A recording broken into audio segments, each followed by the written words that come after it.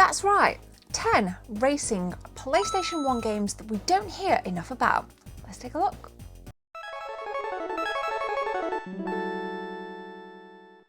No Fear Downhill Mountain Bike Racing isn't necessarily the best racing game. In fact, this is very, very bland by game standards. I mean, even the game itself doesn't have any music as you're throttling down the hill. So you might be wondering why I've included it in a video about racing games that aren't talked about enough. Well, my answer is simple. I really like this game. And whilst the likes of GameSpot.com are slagging the game off and punishing it for what it doesn't have, I'm choosing to focus on it for what it does have.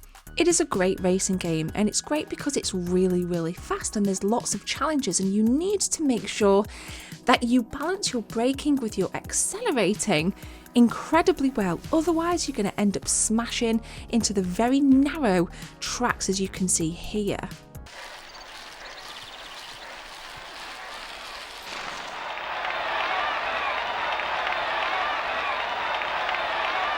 No Fear Downhill Mountain Bike Racing gives you 6 characters to choose from, different balance, power, stamina, etc. And you're definitely going to need that, because if you take a look on the bottom right hand side of the screen, you've got your energy bar. Now obviously the lower it gets, the more difficult it is to pedal, so you really need to time your use of pedaling / accelerating incredibly well, and for me that's again where the challenge comes in. I do think this game is a challenge, and I do think it does deserve a little bit of time, so please don't rely on everything that the reviews say, because this game's going to cost you between £3 and £6 to buy. So if you're after something a little bit different, definitely take this on my recommendation. I really enjoyed it, as did my brother when we were both little. You can play it 2-player and it's just great. There's just an energy to it that you have to feel. I don't think the graphics look that bad either, and okay, this game did come very late into the PlayStation's life cycle. It was at the very end of the 90s, so one could argue that you might want the graphics to look perhaps a little bit better, but compared to some racing games, this doesn't look too bad. The draw distance is pretty impressive as well.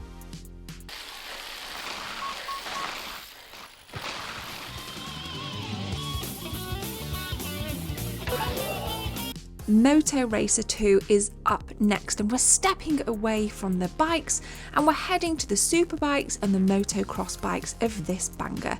You can dive into your championship, and as you can see here, there's many different variations of what kind of championship you can dive into. You can also change the weather, you can pick different bikes, all with brakes, grip, acceleration and maximum speed. But as a tip, I would warn you, this game is fast anyway, so try to pick a bike that doesn't max out on speed and perhaps has something like better grip and brakes. 3, 2, 1, go! I thought I'd go with my Pink Ranger look to demo the first track on this.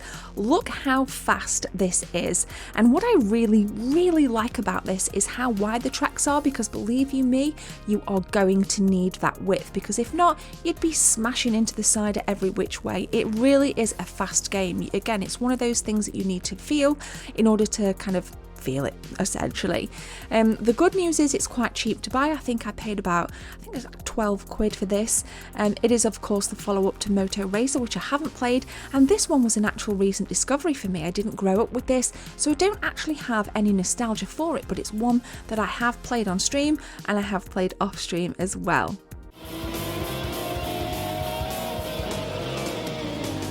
Outside of the races, the menus are really nice to navigate. You can see here from the select track screen that there's lots of different tracks to choose from, and if you look in the top right, it tells you whether or not it's a superbike or if it's motocross. Again, day, night, clear, normal conditions. There's lots of variations here that you can tamper with in order to get the most out of your experience.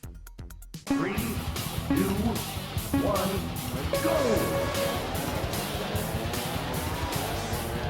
Now, assuming you're not one of those people that skips videos, you would have heard how cool the music is in this game.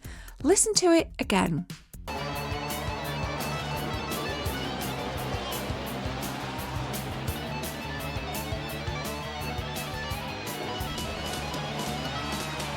It reminds me of the kind of grungy, dirty rock music that would pump out of garages in the late 80s, early 90s. And you know what? I effing love it. And a lot of you guys did when I did pop this into the PlayStation 2. Yes, I played it and I actually recorded it through my PlayStation 2 today. You guys said it on stream as well. It's wicked. Hands up in the comments if you've played this game.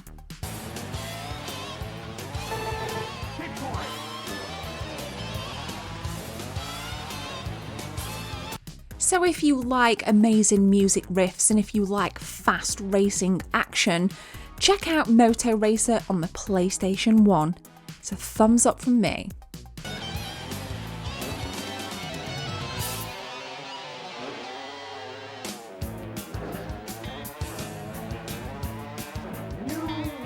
I can't believe I only just played Moto Racer 2 for the first time about a month ago.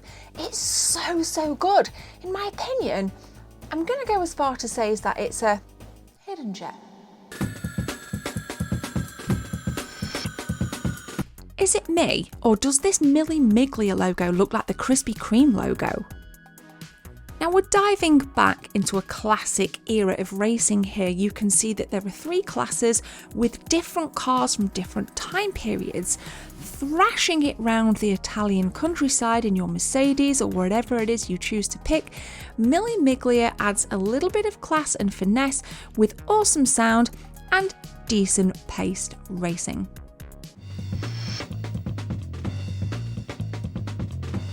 You can turn your engine over in arcade, time trial or 2-player battle, or of course you can bounce into the championship. And I believe that this entire track, split up into different stages, is about 1,000 miles long. But what about the gameplay?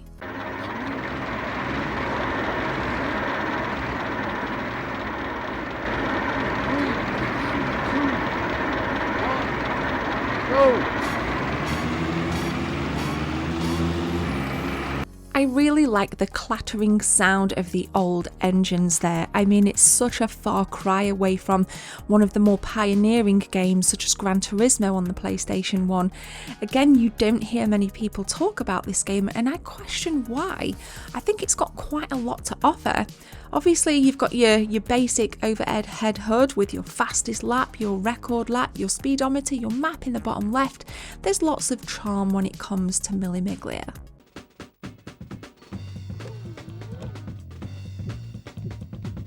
So let me know if you've played this, let me know if you've never played this, and hopefully I've swayed you to go and splash a couple of quid to buy a copy yourselves.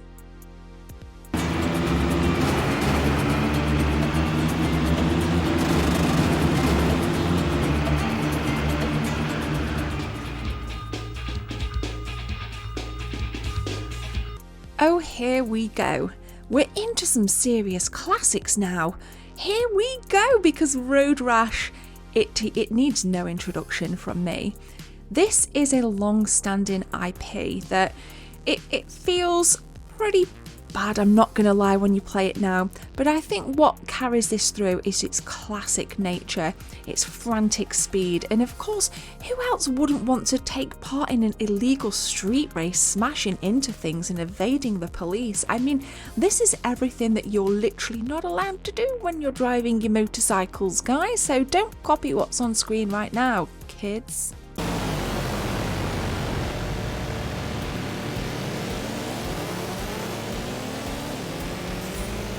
Now, of course, the really cool thing about this game is it's not just a race, but it's a fighting game as well, because you've got to punch and kick your way to the finish. Now, I'm going to plant the seed for the very last game that I feature in this episode, because it's very reminiscent of Road Rash, and you might not have heard of it. So please stay tuned and enjoy the rest of this little bit of gameplay footage from an absolute banger of a game.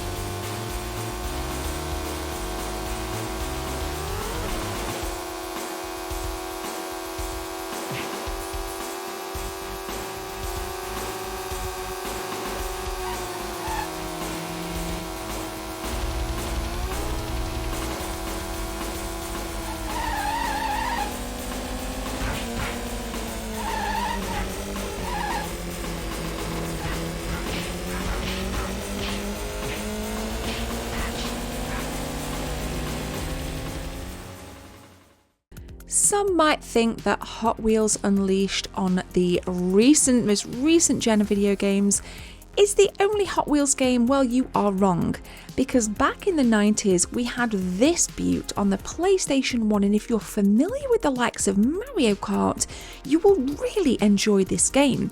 You can pick from different vehicles, but you don't just pick the one. Oh no, because as you're going through each race, or rather each level, depending on what surface you are on, your vehicle will change to mimic what surface you're on. So if you're on water, your vehicle morphs into a boat, and you have to again race to the end, win the race, but you need to attack your foes using missiles, projectiles, whatever it is you decide to collect throughout the levels. It is fast paced, it is really fun.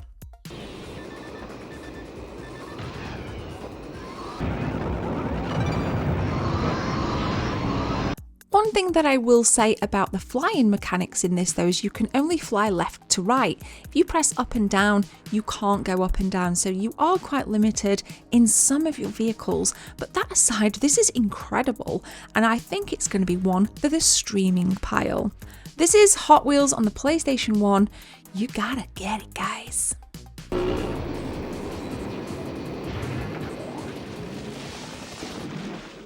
And you might be... Bond.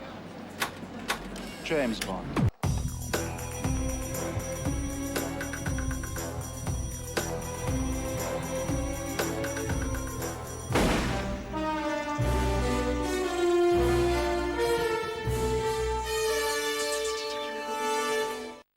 Sorry, I just had to leave that in. I'm British after all.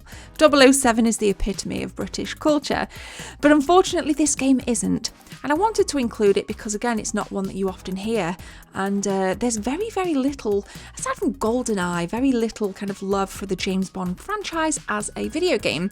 You basically play James Bond in a car and you've got to battle and ram through these levels, doing various things and shooting missiles, collecting people, and just, it's okay if ever I would say so myself. Should you play it? Potentially. But I wanted to include it because I actually wanted some feedback from you, because I'm pretty sure someone out there will actually love it more than I did. So I hate to spoil it, guys, but I'm not going to spend a great deal of time on this one because it's pretty mediocre.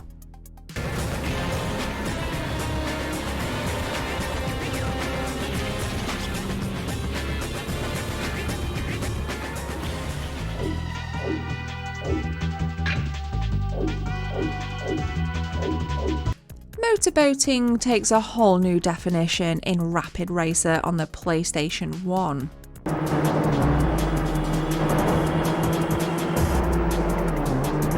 I used to love this game because you never really see many racing games on water. We have jet skis, of course, we have many different things, but not really boats. So I really was drawn to the colour palette of this back in the day, and I still think it holds up relatively well by today's standards as far as PlayStation 1 graphics go. Now this is a very challenging game because, as you can see here, my boating skills are pretty terrible. Trying to control this thing and relearn what I had in my brain back in the 90s was incredibly difficult, but once I picked it up, I was thoroughly enjoying this.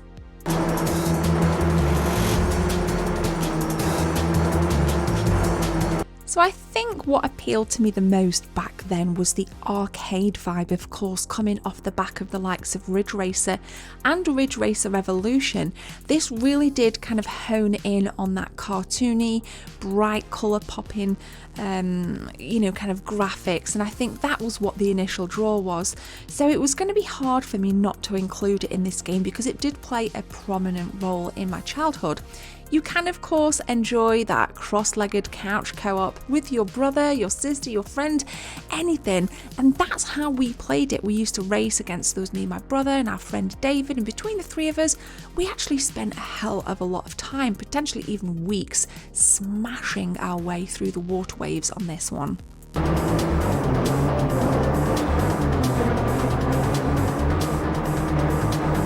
Music, of course, ain't too shabby either, as you just heard there. So the good news is, if you want to snag yourselves a copy, it's relatively cheap to buy. You can expect to pay under £10 for box complete. So if you want something new, you maybe want to kill an hour with your children or whatever it is, definitely show them this. And I hope you guys enjoy it as much as I did back when I was a kid.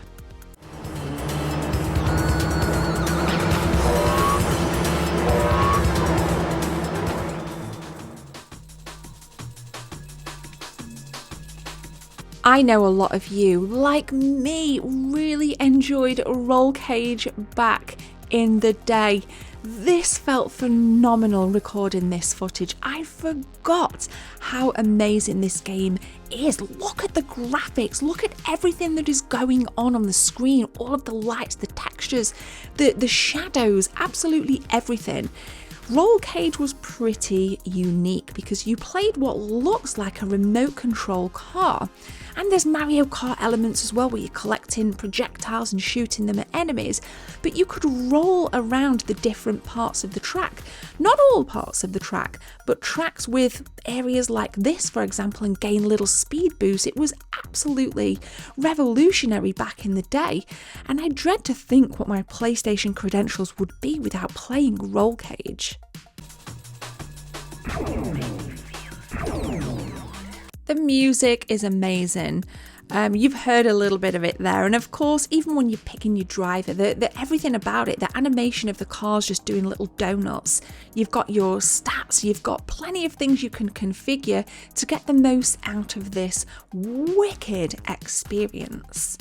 I mean, even down to the winning experience and the camera panning around as you obviously get to see little highlights from the race. There's nothing about this that I don't like. There's nothing, and everybody that I've spoke to in my adulthood still has incredibly fond memories of playing Roll Cage.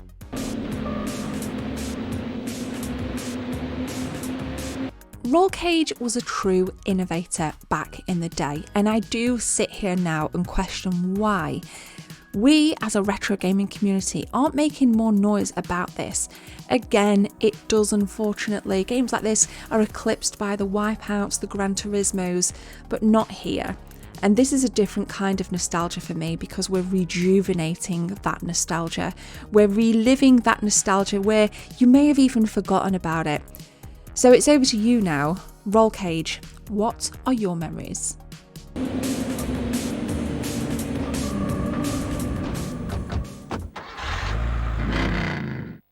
Rallycross is up next, and I wanted to start this footage by telling you about this memory that I have.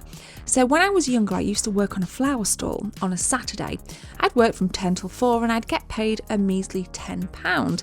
But you might have guessed it, I spent that £10 on video games absolutely every week. If I wasn't down buying copied video games at my friends, I was in John Shaw's second-hand shop in Alfreton on my lunch break trying to find a game for about £6, leaving me with £4 change.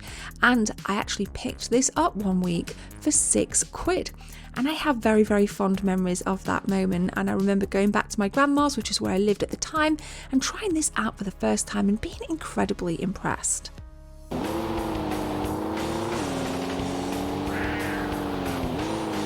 There's nothing revolutionary about Rallycross. There's lots of different tracks with different surfaces, there's cars, you've kind of guessed it. It's a classic formula that does work really well. I would say that the pace and the speed of the cars do lack somewhat, but where the challenge is navigating these incredibly rocky terrains and dodgy sounding suspensions. So there, we've done it. We've turned over our engines and we've made some really loud noise about this game. Again, as with all of the games featured in today's episode, you can expect to pay a very small amount for this, under £10, maybe even under £5 if you're lucky. But we're about now to move on to one of my all-time favourite hidden gems on the PlayStation 1. Let's take a look.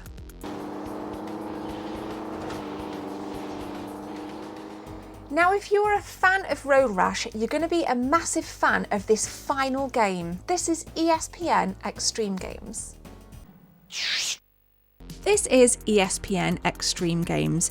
You can pick between the bike, a skateboard, a street luge and inline skates to race very, very difficult tracks and beat your opponents as you would in the likes of Road Rash. If you hit the championship, you can hit the cash gates and you can improve any of the kinds of equipment that you want to continue to race with. This is of course 2 players, and I cannot stress how much I adored this game when I was little.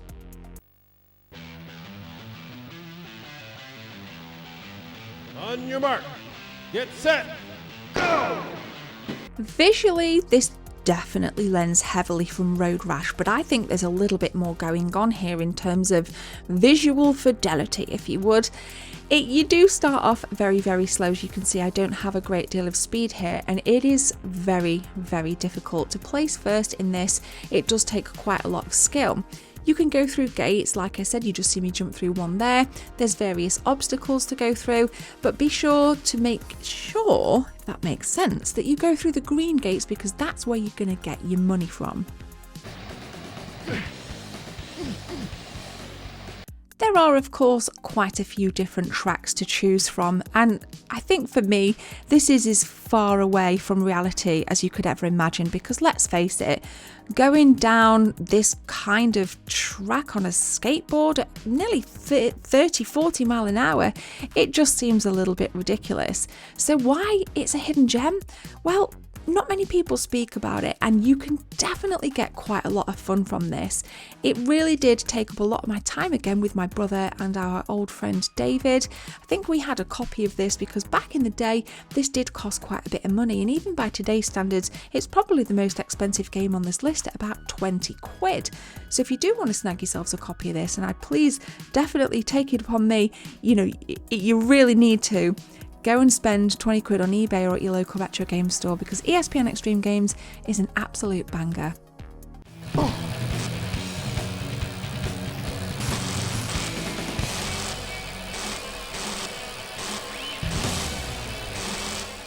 So 10 PlayStation 1 games that I hope have really tickled your nostalgia strings. They definitely tickled mine, especially with the likes of ESPN Xtreme Games, as I played that game so much back in the late 90s, and of course the follow-up with 2 Xtreme. It wasn't ESPN branded, the second game wasn't, because they couldn't get the license, but if you liked that game you'll definitely like playing that, so maybe check that out as well. I'm handing over the reins to you because I want you to add your 10 racing games that we don't hear enough about. Of course, the PlayStation 1 was dominated, and quite rightly so, by Ridge Racer, Ridge Racer Revolution, Raid Racer, Gran Turismo, the Need for Speed series, and many, many more. So let me know what you think of my 10, and I'm going to be reading your 10, but for now, it would massively help out if you guys could subscribe and maybe share the episode. Take care, and we've got more PlayStation content coming on Thursday. Cheers. I need a few seconds of your time to tell you about channel memberships. If you guys want to become a channel member, click join from the main page or the second link in the description. There are 3 tiers, all with different perks for you if you want to become a team member. Thanks for your time. Let's continue with the video.